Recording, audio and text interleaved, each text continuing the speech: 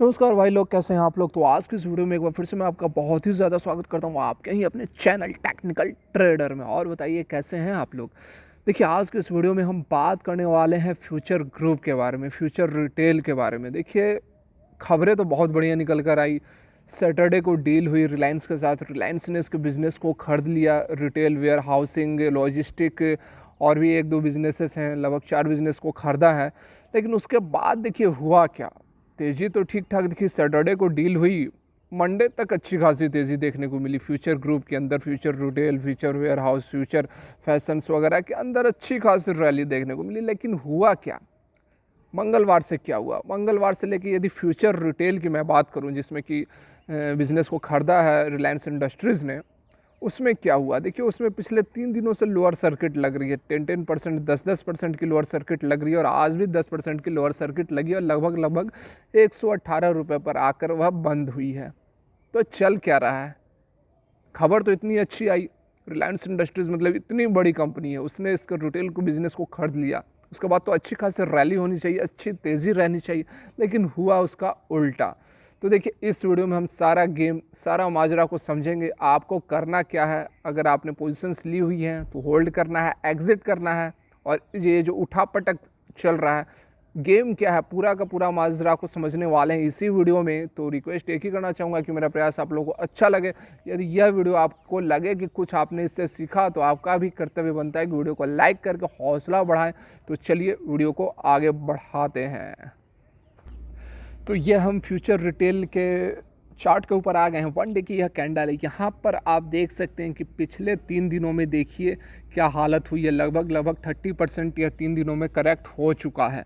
देखिए, यहाँ पर जो न्यूज़ निकल कर आई थी, सैटरडे को न्यूज़ आई थी कि जो रिलायंस इंडस्ट्रीज़ ने फ्यूचर रिटेल और जो फ्यूचर के और भी बिजनेसेस हैं उन्हें खरीद लिया है। उसके बाद देखिए, यह जो मैं दिखा रहा हूँ आपको, यह है मंडे की कैंडल। मंडे को देखिए इसने हाई बनाया था 162 रुपये का। मंडे तक तो तेज़ी देखने को मिली थी। देखिए, जो खबरें निकल कर आ रही थी, पहले से ही पता था लोगों को कि ये डील होने वाली है। सैटरडे को भी आ गई थी, मीडिया में खबरें आ गई थी कि सैटरडे को यह डील होने वाली है। तो देखिए, उससे पहले जो रिटेल इन्वेस्टर्स हैं उन्हें लगा, और लॉजिकली होना भी यही चाहिए, क्योंकि इतनी अच्छी डील, इतनी बड़ी डील, इतनी बड़ी कंपनी किसी डूबते हुए बिजनेस को खरीद रही है। बिजनेस ग्रुप पे कर्ज जरूर था, लेकिन इसका जो फ्यूचर रिटेल का जो बिजनेस था वह अभी भी बहुत बढ़िया रन कर रहा था। बिग बाजार वगैरह इसके प्लेटफॉर्म्स थे, एफबीबी, सेंट्रल फैशन वगैरह आप जानते हैं, बहुत बढ़िया रन कर रही थी। तो कोई प्रॉब्लम इसके फ्यूचर रिटेल के बिजनेस में नहीं थी। और इसको खरीदी रिलायंस इंडस्ट्रीज़ ने, जो कि खुद इस बिज़नेस में है। तो सब कुछ तो बढ़िया चल रहा था और लोगों को भी लगा, रिटेल जो इन्वेस्टर्स हैं उन्हें भी लगा कि इस स्टॉक में बहुत अच्छी खासी रैली रहने वाली है। इस डील के बाद बहुत अच्छी तेज़ी देखने को मिलेगी। और यदि वो अभी खरीद लेते हैं, जब डील नहीं हुई थी सैटरडे से पहले, 1-2 दिन पहले, यदि वह नीचे के लेवल्स पर खरीद लेते हैं, तो उसके बाद आने वाले दिनों में बहुत ही अच्छी रैली दिखाएगी और उन्हें बहुत बढ़िया प्रॉफिट मिलेगा और वह प्रॉफिट बुक करके अपना निकल जाएंगे। जो स्ट्रेटजी होती है, जो मानसिकता होती है रिटेल इन्वेस्टर्स की, यही होती है। और यदि नॉर्मली बात की जाए, लॉजिकली बात की जाए, तो यह बिल्कुल सही है। लेकिन मेरे भाई, मेरे दोस्त, देखो, स्टॉक मार्केट में लॉजिकली जैसा सोचते हैं, जैसा रिटेल इन्वेस्टर्स सोचते हैं, वैसा बिल्कुल नहीं होता। यदि वैसा ही होने लगता तो फिर कोई गरीब ही नहीं होता। जो भी गरीब है स्टॉक मार्केट में पैसे लगाकर करोड़पति बन जाता, किसी को लॉस ही नहीं होता स्टॉक मार्केट में। तो इसीलिए आपको थोड़ा सा समझना होगा। यदि खुद नहीं समझ पाते हो तो थोड़ा आपको गाइडलाइंस की ज़रूरत है, थोड़ा गाइडेंस की ज़रूरत है। और आपको वह गाइडेंस जो भी थोड़ा बहुत जानकार हैं उनसे मिलेगी। तो मैं यह नहीं बोल रहा हूँ कि आप मेरे को फॉलो करो, मेरे से सीखो, मेरे से समझो। आपको जिसकी भी वीडियोज़ अच्छी लगती है आप उससे समझो, सीखो, तभी आप मार्केट में आगे बढ़ सकते हो। यहाँ पर देखिए, यहाँ पर यह मंडे की कैंडल है। मंडे को इसने हाई बनाया था बढ़िया 162 रुपये का।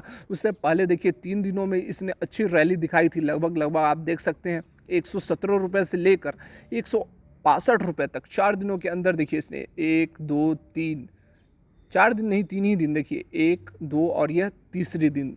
ये तो क्लोजिंग हुई थी, यहाँ पर क्लोजिंग हुई थी, उसके बाद यहाँ ओपनिंग हुई इस लेवल पर और यहाँ से 162 तक का इसने हाई बना दिया। तो अच्छी रैली देखने को मिली और कारण एक ही था कि जो डील होने वाली थी, लगभग पता चल गया था लोगों की सैटरडे को यह डील हो जाएगी। उसके बाद देखिए क्या हुआ। उसके बाद जो गेम पलटा यहाँ पर, उसके बाद से यहाँ पर लगातार 3 दिन लोअर सर्किट लग गई और जहाँ से स्टार्टिंग हुई थी 118 117 से जो स्टार्टिंग हुई थी वहीं पर आकर अभी 118.40 पर आकर यह रुक गई है। देखिए इसका जो गिरावट का बड़ा कारण जो हुआ मैं आपको बताता हूँ कि यह गिर क्यों रहा है अभी। देखिए इसमें मंडे को ही इसमें जो फॉरेन इंस्टीट्यूशनल इन्वेस्टर्स हैं उन्होंने अपना बहुत बड़ा स्टेक बेच दिया, लगभग 9.5 मिलियन शेयर्स।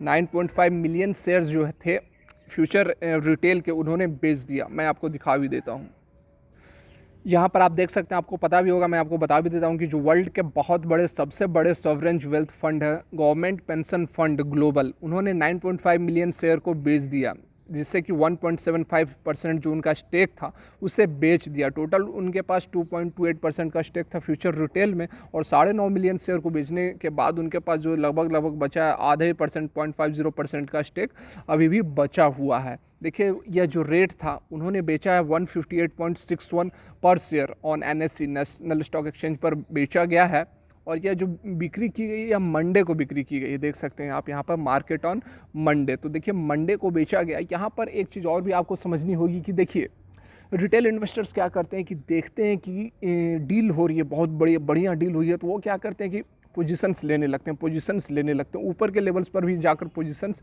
ले लेते हैं। लेकिन यहाँ पर देखिए फिर से मैं आपको चार्ट पर एक बार ले चलता हूँ, तो देखिए इन्होंने मंडे को मतलब कि इस दिन जो फॉरेन इंस्टीट्यूशनल इन्वेस्टर्स हैं उन्होंने जो 9.5 मिलियन का जो अपना शेयर उसको बेचा है 158 मतलब इसके आसपास बेचा हुआ है और देखिए मंडे को बेचा मतलब कि इस दिन बेचा। देखिए रिटेल इन्वेस्टर्स क्या करता है, देखिए ये मंडे को है, सैटरडे को मतलब कि इस दिन डील हुई और उन्होंने मंडे को ही बेच दिया। और रिटेल इन्वेस्टर्स क्या करेगा कि सैटरडे को डील हुई, मंडे को मार्केट ओपन हुई, वो वहाँ से पोजिशंस लेना शुरू करेंगे। देखिए बहुत सारे इन्वेस्टर्स को लॉस भी हुआ होगा, मोटा लॉस हुआ होगा इसमें, मुझे पता है, क्योंकि देखिए डील सैटरडे को ही, मंडे को मौका मिला और मंडे को रिटेल इन्वेस्टर्स इसमें कूद के पड़े होंगे। उसके बाद देखिए मंडे को, जबकि मंडे को उल्टा एफपीआई ने जो फॉरेन इंस्टीट्यूशनल है उन्होंने अपना स्टेक ही बेच दिया, इतना मोटा स्टेक बेचा है। उसके बाद से देखिए गिरावट, आपको भयंकर गिरावट देखने को मिल रही है। देखिए केवल इसी में नहीं, और भी जो फ्यूचर इंटरप्राइजेज हैं और भी जो है सब में आपको अगर भारी गिरावट देखने को मिल रही है। तो देखिए इसके पीछे लॉजिक क्या था, कारण क्या था, उन्होंने ऐसा क्यों बेचा?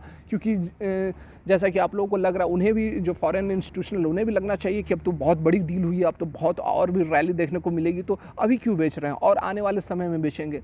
देखिए इसका पीछे लॉजिक क्या होता है, कारण क्या होता है, मैं आपको समझाने की कोशिश करता हूँ। देखिए यहाँ पर जो रिटेल इन्वेस्टर्स होते हैं वो तो कूद के आए, मंडे को कूद कर आए रिटेल इन्वेस्टर्स, इसमें फ्यूचर रिटेल के स्टॉक में कूद कर पड़े कि उसको बाइंग करना है। और ऑपरेटर भी जानता है कि जब इतनी बड़ी डील हुई है तो जो रिटेल इन्वेस्टर्स है यही सोचेगा कि इसमें रैली आएगी और वह उसमें कूद कर पड़ेगा, और वहाँ से यदि मार्केट को गिर दिया जाता है तो उसके बाद मोटा लॉस होगा रिटेल इन्वेस्टर्स को, और यही ऑपरेटर्स करते हैं। तो देखिए यहाँ पर ऑपरेटर्स का भी पूरा गेम चल रहा है। यहाँ पर देखिए फॉरेन इंस्टीट्यूशनल इन्वेस्टर भी जानता था कि जितनी रैली थी, देखिए मैं आपको एक और चीज़ दिखा दूँ, लगभग 9 ट्रेडिंग सेशंस के अंदर, देखिए यहाँ से काउंट करो आप, 1 2 3 4 5 6 7 8 और ये 9वां, ये देखिए यहाँ से इसने यहाँ से ये देखिए जो रेड कैंडल बनी है 99 पर क्लोजिंग हुई थी और ये 162, मतलब कि 9 ट्रेडिंग सेशंस के अंदर 60-70% की रैली दिखा चुका था ऑलरेडी। देखिए ये जो एफपी फॉरेन इंस्टीट्यूशनल है, जून के अंत में इन्होंने पोजीशंस ली थी और अभी देखिए इन्होंने बेच दी, मतलब कितना शॉर्ट में कितना बढ़िया प्रॉफिट कमाकर निकल गए, और इतनी मोटी क्वांटिटी, मतलब करोड़ों करोड़ों रुपए का प्रॉफिट बना लिया।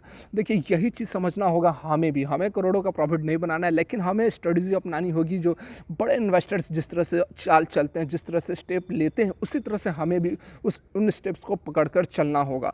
यहाँ पर देखिए आपको करना क्या है, आपको पैनिक बिल्कुल नहीं करना है, पैनिक में बिल्कुल भी नहीं आना। यदि आपने पोजीशंस ली हुई हैं ऊपर के लेवल्स पे, मान लीजिए आप 150, 160, 140 के आसपास भी यदि आपने पोजीशंस ले ली हैं, आपसे गलती हो गई है, तो उसके बाद आप पैनिक बिल्कुल भी ना करें, वेट करें महीना 2 महीना, जब तक ये ऊपर के लेवल्स पर नहीं जाता, और आना ही चाहिए। काफ़ी प्रोबेबिलिटी है कि काफ़ी अच्छी डील हुई है। अभी शॉर्ट का जैसे कि बड़ी खबर आती है तो इसमें काफ़ी मैनिपुलेशन होता है, वही हो रही है। उसके बाद आपको कुछ दिनों के बाद, सप्ताह 2 सप्ताह के बाद इसमें एक तेज़ी फिर से आपको देखने को मिलेगी और बहुत आश्चर्य की बात नहीं है कि फिर से यह 150, 160, 170 के लेवल्स पर चला जाएगा। तो पहले से जिन्होंने भी पोजीशंस ली हुई है उन्हें बिल्कुल भी पैनिक में आने की ज़रूरत नहीं है, और जिन्होंने पोजीशंस नहीं ली हुई है उन्हें 1-2 दिन और वेट करना चाहिए। ₹100 के आसपास या फिर 110 के आसपास, या फिर अभी भी चाहते हो तो अभी भी 1-2 दिन के बाद आप हल्की-हल्की पोजीशंस लेना इसमें शुरू कर दो, मतलब स्टैगर्ड मैनर में, मतलब कि ₹100 है तो ₹20, ₹25, ₹30, ₹40 इस तरह कर करके इसमें अभी से स्टार्ट कर सकते हो पोजीशंस लेना। कोई बहुत चिंता की बात नहीं है, क्योंकि देखिए ₹100 के आसपास या पहले भी ट्रेड कर रही थी, और इतनी बड़ी खबर आने के बाद जो 170 का हाई बनाया था उसके बाद फिर से तो वह वापस नीचे आ ही गई है। तो आप ₹100 के आसपास इसमें 40-50% अपना डालना शुरू कर सकते हो। इसमें अब बहुत बड़ा पैनिक, बहुत बड़ी चिंता की बात नहीं है। देखिए यहाँ पर जैसा कि मैंने आप लोगों को बताया कि बिल्कुल भी डरिए नहीं। यहाँ पर देखिए एक और भी मैं आपको एग्जांपल देता हूँ जिससे कि आपको और भी अच्छे से बात समझ में आएगी। देखिए वोडाफोन आइडिया का क्या हुआ। देखिए वोडाफोन आइडिया का रिज़ल्ट आया मतलब कि सुप्रीम कोर्ट से जो हियरिंग हुई थी उसका फाइनल रिज़ल्ट आ गई। 10 साल का उसे समय मिला। देखिए उससे रिज़ल्ट से पिछले दिन यदि आपको याद हो तो वोडाफोन आइडिया में 15% की तेज़ी देखने को मिली थी, और जिस दिन रिज़ल्ट आई फिर से उसमें 14-15% की गिरावट आ गई। तो देखिए क्या हुआ क्या, मैं आपको फिर से बताता हूँ। देखिए उसमें भी यही चीज़ हुई थी। पहले रिटेल इन्वेस्टर्स कूद के पड़े कि रिजल्ट्स आ रहे हैं, मतलब अच्छे रिजल्ट्स आएंगे, थोड़ी सी रैली देखे तो सारे कूद के पड़ गए। उसके बाद जब रिजल्ट्स आई 15% फिर डाउन हो गई, 50% डाउन हो गई। तो क्या हुआ कि जिन्होंने भी पोजीशंस ली हुई थी, और इतना छोटा स्टॉक्स है कि जो भी उस पोजीशंस लेता मोटा पोजीशंस लेता, जिसके कारण कि जो 15% की रैली तो दिखी ठीक है, उन्हें कुछ ऊपर के लेवल्स में वो एंट्री ही लिए थे, तो प्रॉफिट तो उन्हें ज़्यादा नहीं हुई। इसी लालच में वो एंट्री लिए कि रिजल्ट्स आ रहे हैं, सुप्रीम कोर्ट के रिजल्ट्स आ रहे हैं तो आगे और अच्छी रैली देखने को मिलेगी। लेकिन रिजल्ट्स के दिन ही रिजल्ट्स बढ़िया थे, अच्छे थे, 10 साल का समय कम नहीं होता, बढ़िया रिजल्ट्स थे, लेकिन उसके बाद भी देखिए उसमें 15% की गिरावट आ गई। अब जो पोजीशंस लिए हुए थे ऊपर के लेवल्स पे, उन्हें तो जब लॉस हुआ, जब 15% की गिरावट आई तो वह लॉस को अपना सस्टेन नहीं कर पाए, वह उससे लॉस बुक करके निकल गए। अब देखिए जब लॉस बुक करके निकल गए, आपको मोटा लॉस हो गया, उसके बाद देखिए पिछले 2 दिनों से फिर से तेजी आ गई।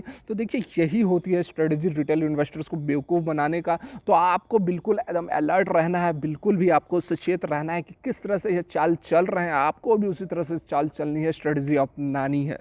तो देखिए यह थी मेरी वीडियो, आप लोगों को अपडेटेड रखने का मेरा प्रयास। यदि आप लोगों को अच्छा लगा तो वीडियो को लाइक करें, चैनल को सब्सक्राइब करें, बेल आइकन को वेट करें। वीडियो देखने के लिए बहुत बहुत धन्यवाद।